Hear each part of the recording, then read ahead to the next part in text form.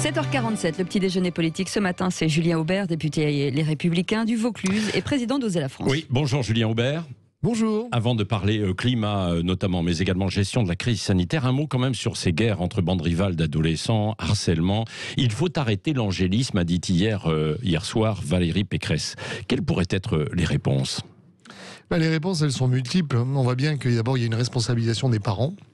C'est que si vous n'élevez pas correctement vos enfants et que on les retrouve en train de faire des rixes la nuit, l'État doit prendre ses responsabilités. C'est-à-dire d'abord commencer par vous responsabiliser, je dirais verbalement, convocation au tribunal.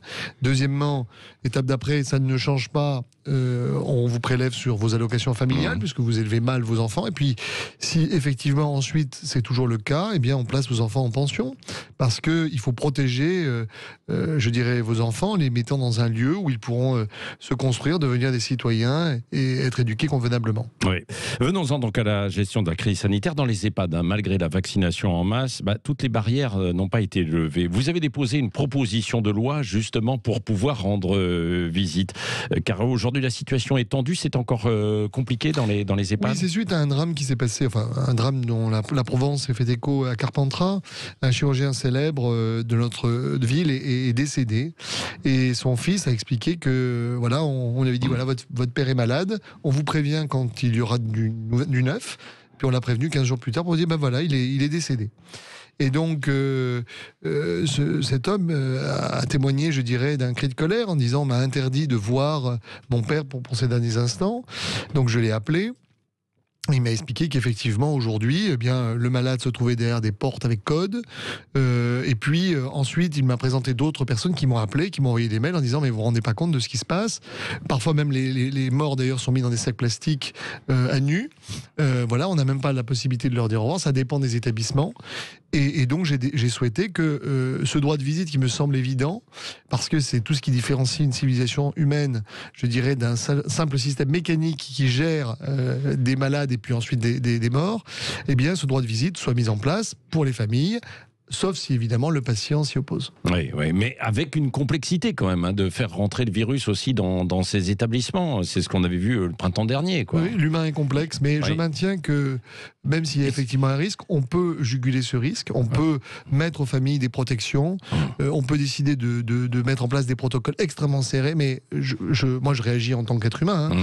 Si on m'interdisait de dire au revoir à un proche dans les 15 derniers jours de son existence, d'abord c'est une charge que vous avez toute votre vie, et puis ensuite il faut se mettre à la place de ces gens qui n'ont pas pu dire au revoir à leurs enfants ou à leurs petits-enfants, et qui sont morts comme des chiens tout seuls dans une chambre. Alors Julien Aubert, il y a une des questions du moment qui fait référence à ça. Est-ce qu'il faut obliger par exemple les soignants, le personnel soignant à se faire vacciner ? Moi je crois que oui. Oui. Alors c'est une position qui n'est pas... j'ai été parfois critiqué par certains qui me disent mais les risques, etc. Mais il est inadmissible, si vous voulez, que la maladie soit devenue la première maladie nosocomiale à l'hôpital.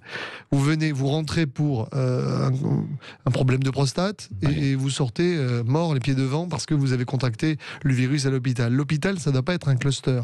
Ça doit être un lieu où on soigne. Alors évidemment, il y aura toujours des contaminations. Le vaccin n'empêche pas tout, mais pour protéger les soignants qui peuvent évidemment attraper la maladie au contact, et deux, pour protéger les patients, je crois qu'il faut faire en sorte que les soignants ne puissent pas véhiculer la maladie d'une chambre à l'autre. Donc ce sont des soldats, ils sont au front, ils ont une mission de service public, et il faut comprendre... Mais ils ont des réserves sur l'AstraZeneca, notamment. On aura un responsable des infirmiers tout à l'heure à 8h10. Là. Oui, vous voyez, moi j'avais plus de doutes sur le Pfizer à la base pour des raisons de chaîne du froid. L'AstraZeneca, il faut savoir que c'est un virus de chimpanzé modifié, donc ça ne donne pas très envie. Après, on arrive aussi à un stade où vous avez eu des millions de gens vaccinés, où des enquêtes complémentaires ont été faites, on commence à avoir quand même du recul. Et puis, si l'AstraZeneca pose un problème, alors dans ce cas-là, laissons le choix aux soignants du vaccin. On a des problèmes de dose, ça ne vous a pas échappé. Ça, évidemment, on ne peut pas gérer non plus l'incompétence des uns et... au passage, sur qui c'est qui là Qu'est-ce que vous visez ? D'abord de l'Union Européenne, comme dit Philippe Juvin, elle a négocié les vaccins comme comme un marchand de tapis, c'est-à-dire qu'on a essayé de faire des économies là où il fallait en réalité avoir une politique ambitieuse. Et puis ensuite, sur la logistique, on ne m'ôtera pas de la tête que quand vos voisins font 15 fois plus de vaccination que vous, vous êtes moins bon, tout simplement. La loi climat et résilience est examinée à l'Assemblée depuis le début de la semaine. Vous travaillez, vous, sur ces questions écolo chez les Républicains. Vous redoutez une judiciarisation de l'écologie. Pourquoi il faut des règles, de la pression juridique, non ? Mais d'abord parce que dans ces textes, il n'y a que de la judiciarisation. Dans le texte, vous avez deux textes. Vous avez un texte constitutionnel où la France s'engage à un résultat en matière de lutte contre le réchauffement climatique. Ça veut dire quoi ? Ça veut dire que des affaires comme l'affaire du siècle, c'est-à-dire la poursuite des ONG ou des associations qui poursuivent l'État pour inaction, demain ce sera monnaie courante. Donc qu'est-ce qui va se passer ? D'abord, traitement administratif, le juge administratif, puis un jour le juge pénal. Puis l'étape d'après, c'est qu'ils voudront s'attaquer aux responsables politiques. Regardez ce qui se passe sur la gestion de la maladie. La peur du juge fait que vous avez aussi une forme de frilosité. On fait ceinture et bretelles. Regardez ce qui s'est passé sur le principe de précaution. On l'a instrumentalisé pour démolir certaines industries du futur. Ouais. Donc il y a un vrai risque, si vous voulez, pour le politique, parce que la vraie responsabilité, le vrai débat, il doit être dans l'hémicycle. Ce sont des débats des choix sanitaires, des choix environnementaux, pas devant le juge. Ça, je dirais que c'est toute le premier pan. Et puis ensuite, on voit bien ce que fait la majorité à côté sur l'autre texte, puisqu'il y a deux textes. Vous avez l'écocide. Donc ça, si vous voulez, on est déjà le pays le plus désindustrialisé du G7.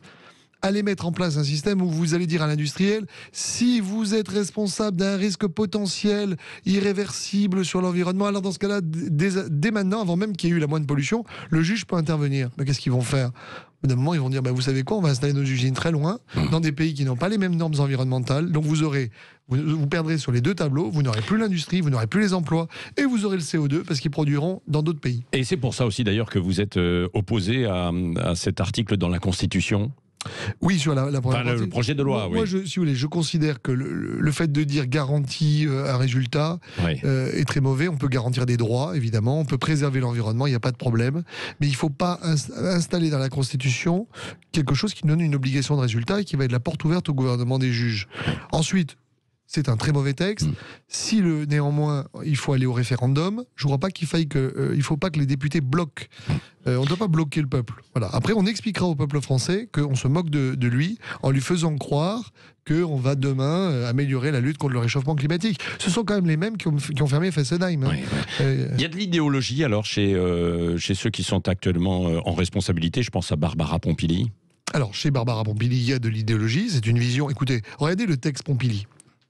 C'est quand même le retour de l'écotaxe. C'est l'interdiction des passoires thermiques. Donc, quand vous savez, les mal logés, la Fondation Abbé Pierre qui parlait des gens qui aujourd'hui n'ont plus accès au HLM, on va dire on ferme certains logements. C'est la suppression des vols intérieurs. On peut faire des travaux, on n'est pas obligé de fermer. Mais si vous êtes un bailleur pauvre, qui va payer ? C'est la fin des vols intérieurs, de certains vols intérieurs. C'est vrai que pour Air France, qui a perdu 67% de ses passagers l'an dernier, c'est le meilleur moment. C'est une attaque sur l'artificialisation, sur le développement. Donc les maires ne pourront plus rien faire. Vous avez l'écocide. Donc ça, c'est, je dirais, sur un pays très désindustrialisé, c'est parfait. C'est une écologie qui est punitive. Ça, c'est, je dirais, l'écologie made in Pompili. Et ensuite, vous avez tous les alliés d'En Marche qui, eux, font purement du cosmétique, c'est-à-dire qu'ils veulent le label écologique. Voilà, ils veulent faire un peu, mais pas trop. Ouais. Et donc, ça produit, je dirais, des choses qui sont un peu contradictoires. Oui, une question sur l'histoire, là. Est-ce qu'il faut fêter le bicentenaire de la mort de Napoléon ? Je sais que vous y êtes favorable, vous avez proposé une résolution, alors qu'il y en a certains qui s'y opposent en disant, attention, n'oubliez pas, c'était quand même Napoléon le guerrier, l'esclavagiste. C'est-à-dire qu'en fait, au nom de souvenirs qui leur seraient mauvais, il faudrait effacer les souvenirs. Attitude intéressante, parce que si on cherche des saints dans l'histoire de France, on va très rapidement pouvoir vider les manuels scolaires. Je suis vraiment désolé, mais Jules Ferry, qui a créé l'école publique, était un colonialiste. Richelieu a assiégé La Rochelle. Colbert, le Code Noir. Je veux dire, très bien. Ça s'appelle en réalité la déconstruction. Hein, c'est la culture de l'annulation. Évidemment qu'on doit célébrer Napoléon. Le monde nous envie Napoléon.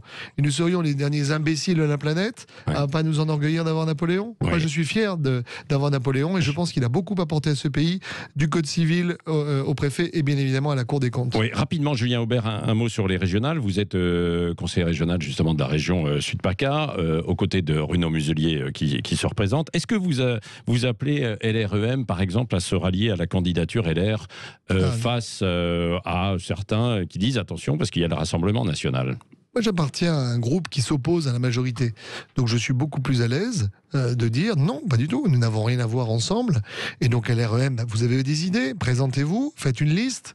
Allez aux élections. Moi, j'ai pas envie, non du tout, d'avoir En Marche avec nous. Oui, alors que Bruno Muselier est en train de leur tendre la main, là, un petit peu. Non, Renaud Muselier a dit... Renaud Muselier j'ai pas lu la même chose que vous, alors. Renaud Muselier a dit « J'exclus tout accord d'appareil ». Ça veut dire quoi? Ça veut dire pas d'accord avec la République En Marche. Après, il a dit « Je suis un homme ouvert ». Il a une liste quand même avec des sortants, mais s'il y a des personnalités, et il a dit « Je vais faire un test PCR, donc programme, compétences, République ». Bon. Moi je dis écoutez, en tout cas sur En Marche je suis vacciné depuis longtemps et donc je ne souhaite pas que le virus En Marche débarque sur notre liste. Oui, question avec Cécile de Ménibus. Cécile. Oui, 700 000 adolescents sont victimes de harcèlement scolaire tous les ans. Est-ce qu'il faut créer un délit de harcèlement scolaire et est-ce qu'il faut engager plus fortement la responsabilité des établissements scolaires qui doivent protéger les enfants?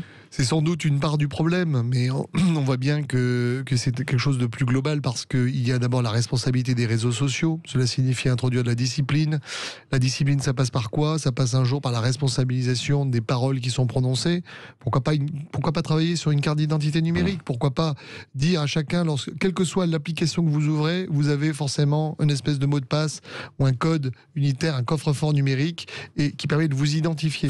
C'est très important. Il n'y a pas que les réseaux sociaux. Il n'y a pas que les réseaux sociaux, mais vous savez que ça passe beaucoup par les réseaux sociaux, parce qu'il y a ce qui se passe à l'intérieur de l'école et ce qui se passe à l'extérieur. Regardez cet élève d'origine asiatique qui a fini par se pendre dans une école de mode parce qu'il était démoli. C'était un très bon élève et il a été démoli par ses collègues sur les réseaux sociaux qui se moquaient de lui en permanence parce qu'ils étaient jaloux. Ensuite, vous avez effectivement l'établissement scolaire. Là, il y a une forme de responsabilisation, mais mettons quand même en garde les choses, c'est que l'école, finalement, hérite d'enfants qui sont élevés dans des familles. Et on ne pourra jamais, en quelques heures, proviseur n'est pas responsable non plus de ce qui se passe dans la famille. Donc ce sont les familles d'abord qu'on doit responsabiliser. D'un mot là, parce que vous n'avez pas précisé sur les régionales, vous êtes plus proche, par exemple, du candidat Rassemblement National Thierry Mariani que du candidat potentiel de la République En Marche ou pas? Moi, je suis républicain, donc je suis à équidistance de la République En Marche et du Rassemblement National, ni l'un ni l'autre. Ni l'un ni l'autre. Mais oui. S'il devait y avoir ensuite un front républicain pour faire barrage à Thierry Mariani? Je ne fais jamais de spéculation. Bon. Écoutez, nous verrons, nous suivrons tout ça. Et en plus, je crois que dans le politique, il ne faut pas se prendre pour un castor. C'est-à-dire que les barrages, c'est pas un projet. Bon. Je crois que les gens au régional, ils voteront pour un projet. On a Renaud Muselier qui est un bon président de région, qui a fait beaucoup de choses. Et je pense qu'il faut davantage miser, si vous voulez, sur son image que sur le fait d'avoir la peur des uns et des autres. On vit trop depuis 30 ans en instrumentalisant et d'ailleurs en donnant l'impression que les gens qui votent Front National sentent mauvais. Ils ont le droit de voter pour ce qu'ils veulent et il vaudrait mieux traiter naturellement nos adversaires politiques. Le débat démocratique en serait amélioré. Merci Julien Aubert, député LR du Vaucluse et président d'Oser la France, qui était l'invité ce matin de Sud Radio.